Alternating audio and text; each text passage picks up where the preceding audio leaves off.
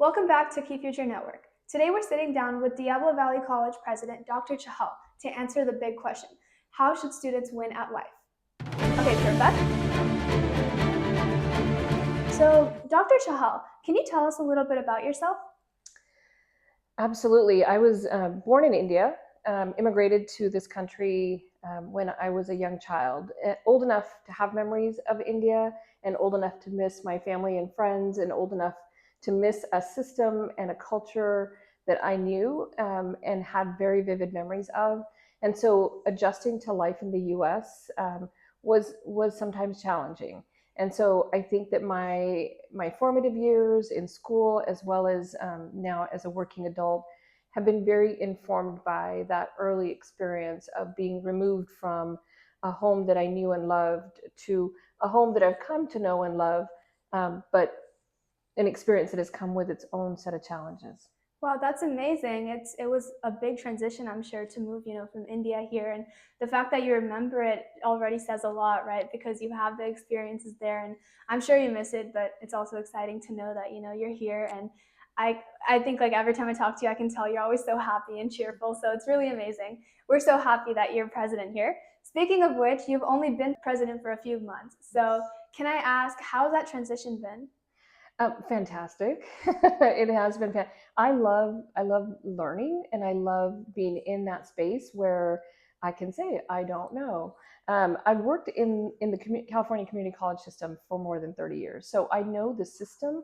I know the mostly the processes and the protocols.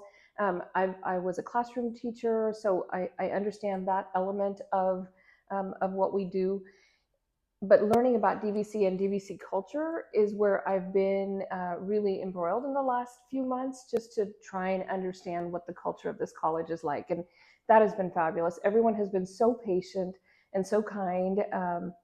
And sometimes I ask questions on repeat, and they very kindly answer a third or fourth time.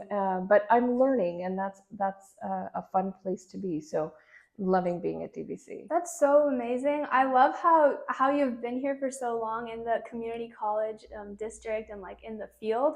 And at DVC, you're already still learning so much because it's like everywhere you go, you're learning so much, so many new things. Can I ask, is that the biggest lesson you've learned so far at DVC, or is there anything else, something that has changed your mindset or how you view things? I think the biggest lesson that I've learned probably in my 30 plus years in the system is that the most important element, other than students specifically, because that's who we're here to serve, is just people. People are our greatest resource, and without having people to make the changes and to innovate on behalf of the students, we have nothing. And so understanding that building those relationships and sustaining those relationships so that collectively we can work to improve systems on behalf of students, that's really the key to making any progress. I can't do any of that by myself. I have to be able to rely on other people and their goodwill and their wanting and their desires. And most people who are in education want to do more for our students. They have the best of intentions at heart. And so I keep that in mind, and I use that in helping me to understand their perspectives and understand how they're attempting to make change, and then try and work alongside them to help make that happen. Wow, thank you so much, Dr. Chahal. Thanks for sharing that with us. I think that's definitely something that students can also learn from because right now we're at a point in our careers where I think we get nervous sometimes when we talk to people because, communication and networking, it's something new to us. We're not very used to it, especially professionally. So, on that note, you always seem very calm and grounded in new situations. It's honestly so inspiring to me. Every time I see you speaking, like whether it's a speech, whether it's a conversation, you're always so calm and grounded and just so like genuine. So can I ask, how can students learn from that, and how can maybe they get like either less nervous or maybe better position themselves in a way? Sure. And I'll tell you a secret between us. I'm an introvert. I don't like I love having a quiet corner to myself. I love observing people and listening. And so the speaking part of it is something that has grown on the job training, if you will. Um, I think when you love what you do and when you have a purpose to doing the work and there's a reason for having to do all that you do, it comes a little bit more naturally, just because there's a reason for it. And my purpose is to grow with DVC, to help DVC grow, to make our systems stronger and better and more easily um, for students to be able to navigate. So that certainly helps. And so my advice would be, when you find that thing that you're so passionate about, that you love to do, that takes up your time, it will become easier as you do what you have to do to be able to speak and to do the things that you find difficult to do. Well, that's amazing. So I think one big question I have is it like, so when you knew that you were introverted, but you also knew that you really enjoyed, teaching people, you enjoyed being in the school system, you have a background in that, right? So how did you know that even though you were introverted, you wanted to do this, and you like, did you know that you would, build the people skills and become more, not necessarily extroverted, but more, comfortable speaking with people? I didn't. And honestly, I didn't want to be a teacher. My parents were both teachers. Um, I have aunts and uncles who were teachers. My grandfather was a college professor, college president as well. And so initially, at least in high school and in the early part of college, I wanted to do anything but to teach. And then on a break between undergraduate and graduate school, while I was prepping for graduate school, I took a job, what I thought would be temporary, at the local community college, thinking, well, until I begin grad school, I'll have a job in a setting that will be fine because it was comfortable for me. And then I just never left. And so the other plans went away, because I found a place where I was truly happy and I was comfortable and I was happy. I love what I do, and so I had no reason to step away and go do something else. And so I shifted, and then I got my master's in English, and then eventually my doctorate in educational leadership, because this is where I choose to be. Wow, that's so amazing. I feel like if you could talk to you from 10 or even 20 years ago, whenever, you must, you must be so surprised with and proud of where you've come right now, right? Absolutely, absolutely. Yeah, I think if I had to offer some advice, trust your gut, trust your instinct. Inside, there's something in you that tells you where you need to be, and if you trust that instinct, you will know. And then, of course, we always have family to keep us grounded. And so I had my mom to keep me grounded and to remind me not to get too big of a head. So it's about finding that joy, I think. That's really amazing. Thank you so much for sharing that with us, Dr. Chahal. So I have one more question. So when figuring out your path, what mindset helped you, and how can that same mindset help students today? Yeah, I think it was the advice that my dad gave, which was find a path and a career that lets you take care of yourself. Because he said to me, he said, your mom and I won't always be here to take care of you. You are not to rely on someone else to take care of you. So you need to pick a job that lets you take care of yourself and lets you be financially independent. That is first and foremost. But he said, alongside that, this is something that you will do day in and day out of your life. So it needs to be something that brings you joy so that you want to go back. And so I have followed the instinct that led me to a career that would provide me with some amount of financial independence, and a whole lot of joy. And I think that it's been tremendously rewarding. And so 30 plus years in, I'm not at all ready to retire. I still love what I do. I have days where I get a little tired, but I love what I do, and there's nothing else I would rather be doing.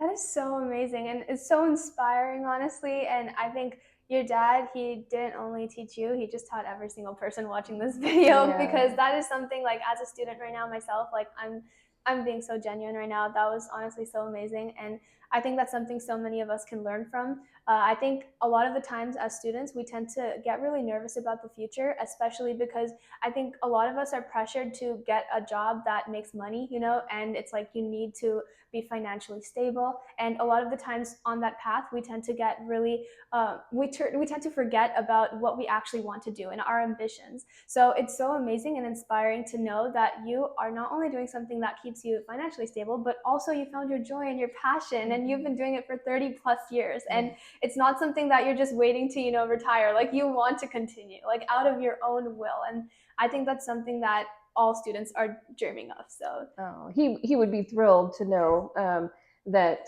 his words continue to keep me going, and that's a message that I can share. He'd be thrilled to know that. That's amazing. If a student asked you tomorrow, Dr. Chahal, what's the one thing I should focus on if I want to win at life? What would you say? Possibilities today are so numerous. I think when I was your age, the pathways were a little bit more, they were limited. And I think about today, all the ways in which technology, for instance, crosses so many paths, and pursuing something that's just completely in a silo by itself isn't always the right option. But there are ways of combining different passions that you have to create careers that allow you to tap into the skills in so many ways, and so many different passions. And so I think to be able to, if you love technology, and you love communication, and you love writing, that you can create something with this, exactly what you're doing. And there are so many possibilities that people in my generation maybe would not have thought of or considered. And so really, to be able to dream and to tap into your own talents and your skills to create something that maybe was not an option 30 years ago, but for you today it can be. I think that is quite exciting. You don't have to do what your parents did or what I did. You can create something that works for you, that allows you that stability and that joy. Possibilities are endless. Thank you, Dr. Chahal. I think that's something that so many students are having a hard time with right now, because we tend to think that you have to pick one path. Like for example, since I was 9 years old, I've always wanted to be a lawyer. So I've always thought that I have to do only law. But now as I get older, the more people I meet, the more inspirational people like you that I see and speak with, it's just so amazing to know the possibilities are endless. Like with AI and all of the other technology advancements and everything else, basically everything you just said, it's so amazing, and I think we're very lucky to be students in such an exciting time. So thank you for sharing that with us. Absolutely. So that actually kind of leads on to this question. How can students measure success without comparing themselves to others? Oh, that is so hard, especially the world in which you live, with social media making it so easy for people to present themselves in ways that are not always accurate, or and so it's really hard not to compare oneself to so many others. And so I would say disconnect from those places and those spaces that create that kind of thinking. Disconnect long enough to be able to continue to find yourself, and to have that peace with who you are. Every single person is amazing in their own unique way. And so have that faith in who you are and what you bring to this world, because it's only you who's going to bring it. And so be able to disconnect long enough from the stuff that creates a barrier for you, prevents you from doing that, and allow yourself to see the beauty. I'm sure your parents can tell you all about it, because I certainly do that with my children. And so look to the people that you love, look to the people who see it in you, and trust that they see something in you that is worth seeing, and continue down the path. Forget the naysayers. Wow, Thank you so much, Dr. Chahal. This is amazing advice. Right now is that time in our lives where, it's so easy to compare ourselves, not necessarily because we're younger, but because of social media. It can happen to any age, but also it's just like everyone like is conditioned almost to have, Instagram, to be looking at everyone's stories, to compare themselves to others. And I think it's just so, so inspiring to hear directly from you that, you should focus on yourself and try and find yourself and not let what other people say about you tear you down almost. Yeah. And I think that's something not only me but so many of us needed to hear. So thank you so much for that, Dr. Chahal. It's definitely challenging a lot of the times because of all of the peer pressure around it, around like just having social media and being on it, and that wanting to fit in, the peer pressure. But it's so amazing to hear from you directly. And yeah, I think all of us as students and just people in general also will really work hard to focus on ourselves and finding ourselves, because that's always the best feeling ever. It's so amazing. So thank you, Dr. Chahal. Absolutely. So this one's very similar. It's about success. What defining moment shaped your philosophy on success? Oh, yeah, think about that one. Um, ultimately, I think it's because we all define it very differently. And I think what it looks like for others on the outside will be very different. And so, while I think in the last couple of years, it had become my goal to become a college president, because I saw myself doing more than what I had been doing in the job that I previously had. Um, I also knew that if I didn't become a president, that it was okay, that my career and my life was one that I was proud of. And so I think somewhere in the, isn't it strange that only in the last couple of years that I felt like I had attained um, enough at work, in my work that I do with students, that my life at work was full, and I didn't need to have another title, but that I was happy with the work that I had done, and I could, at the end of it all, look back and say I was really pleased with this body of work.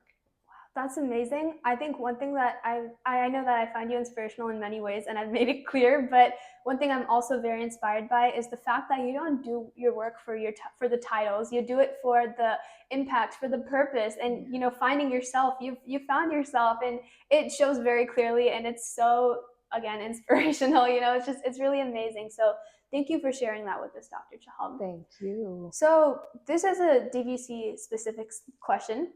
What's one belief you hope every DVC student walks away with when they graduate? One of the things that I was so impressed with DVC about was all of the support that comes to students. I think in the classroom, obviously, that's the focus of what we do in educating students and helping them move on.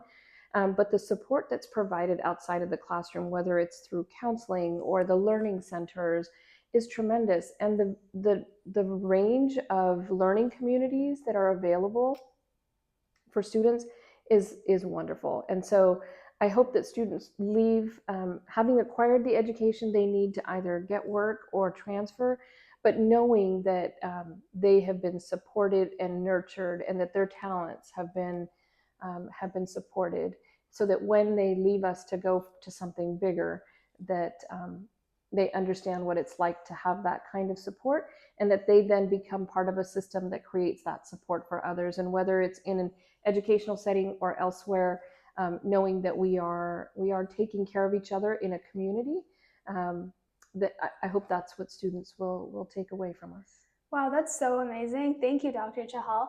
Definitely, as a student, I would like to say that the resources that DVC offers and the support is tremendous. It's been such a big leap coming from high school to college, and it was only nerve-wracking like the moment before I stepped onto campus, because as soon as I did, I just it's like you immediately know the kind of community DVC is, what DVC offers, and what kind of school it is. And it's so comforting to know that everyone is valued here, everyone is welcome.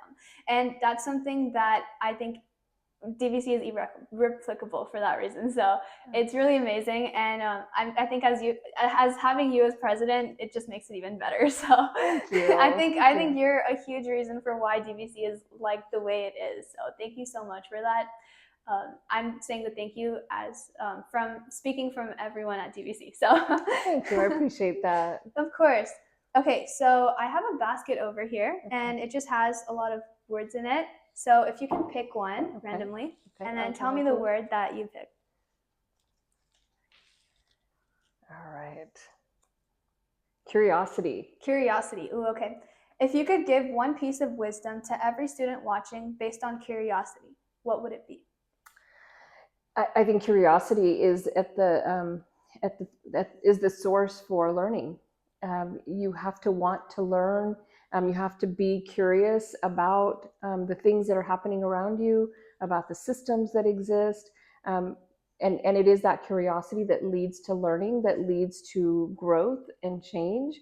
And so I think curiosity is at the heart of everything that is innovative in our world. That's amazing. Can I ask, are you a curious person? I am. I would go to. I'm thinking of a particular incident with my son when he was going to start high school at a private institution, and there was a parents' tour, and I was the person that was asking questions at every stop. And we got to one point, and the person leading the tour just automatically, after he finished talking, looked over at me and said, "Any questions?"